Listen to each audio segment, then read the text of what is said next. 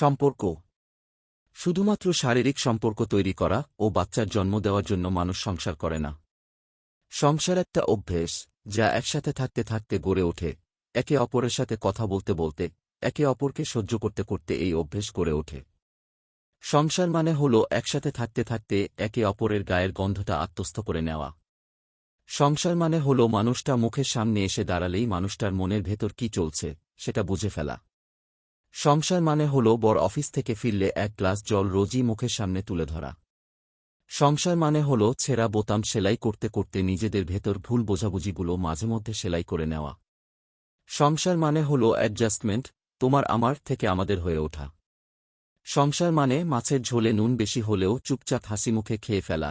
সংসার মানে হল রোজই বিছানার উপর রাখা নিজের পার্টনারের ভেজা টাওয়ালটা মেলে দেওয়া।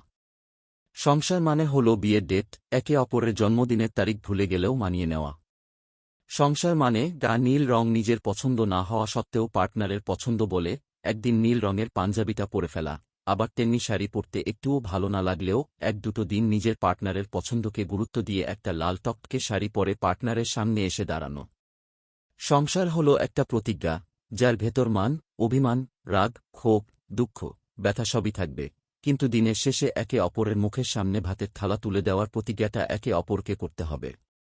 সংসার মানে হল মাসের শেষে টাকা পয়সার হিসাব করতে করতে একটা দীর্ঘ নিঃশ্বাস ফেলে স্ত্রীকে জড়িয়ে ধরে বলা, আজ তোমার কোলে মাথা রেখে ঘুমাবো, আজ আমায় একটু ঘুম পাড়িয়ে দাও।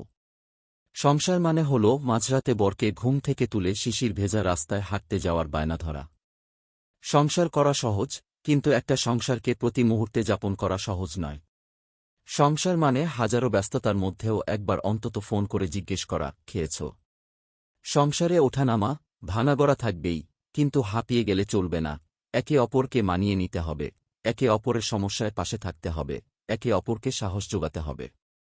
সংসারে কেউ কারোর থেকে ছোট বা বড় হয় না, দুজনেই দুজনের পরিপূরক হয়। তাই সংসার করতে গেলে একে অপরকে সম্মান ও শ্রদ্ধা করা বড় জরুরি।